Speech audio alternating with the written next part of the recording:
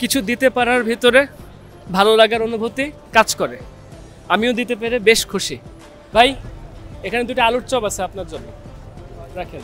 ভালো আছেন? কত বছর হলো আছেন? আইসি 2 মাস আছে। 2 মাস হয়েছে। আপনার নামটা জানতে পারি? আকরাম।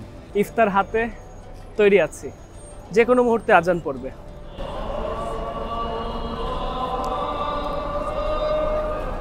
ইফতার শেষ করার পরে একজন বাংলাদেশি পরিচ্ছন্নতা কর্মী ভাইকে পেয়ে গিয়েছি।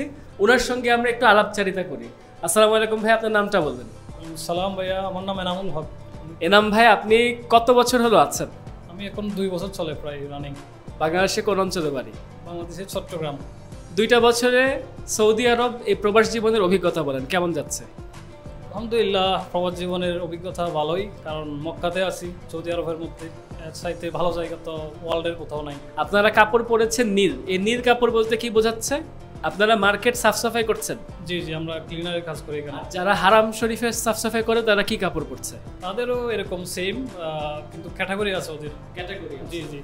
তাহলে আপনার যে জবটা, এটা কি সরকারের আওতায় পড়ছে নাকি মার্কেট কর্তৃপক্ষ? না, আমাদের জবটা হচ্ছে আপনার সাপোর্ট আওয়ারের আন্ডারে। Support hour.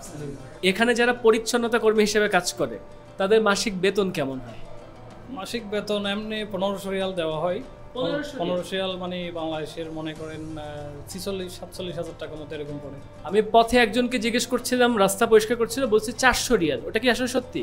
জি জি, ওরা সাপ্লাই কোম্পানির আন্ডারে আছে। ওদের 700 রিয়াল এমনি 700 রিয়াল বা 600 রিয়াল দেওয়া হয়, কিন্তু ওদের এক্সট্রা কিছু বেনিফিট আছে। যারা হাজি আসে, হাজিরা দেয়, তো অ্যারাউন্ড গিয়ে ওদের মনে করেন যে প্রায় 3000 রিয়াল বা 3500 রিয়াল এরকম এতটা হয়ে যায়? পড়ে যায় এরকম। দেশে ছেড়ে কেন বিদেশ আসছেন?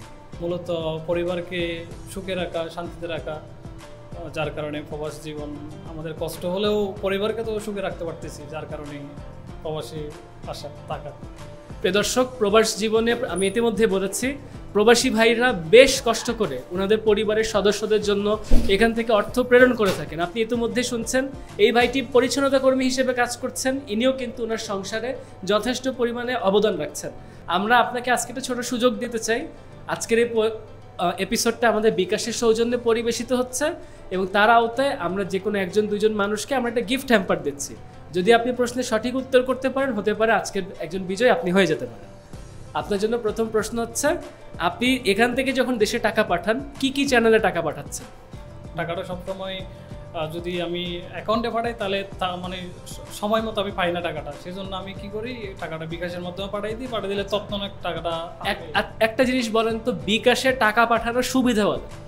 বিকাশে টাকা পাঠানোর সুবিধাটা হচ্ছে যে টাকাটা হাতের মুঠোয় চলে যায়, যার কারণে ওখান থেকে চাইলে আমার ওখানে যারা আছে তারা চাইলে টাকাটা সময় মতো উত্তোলন করতে পারে। আমি যদি রাতে টাকাটা পাঠাই তাইলে মনে করেন যে রাতে গিয়ে উত্তোলন করতে পারতেছে, কিন্তু ব্যাংকে যদি পাঠাই তাইলে তো ব্যাংক তো রাতে বন্ধ।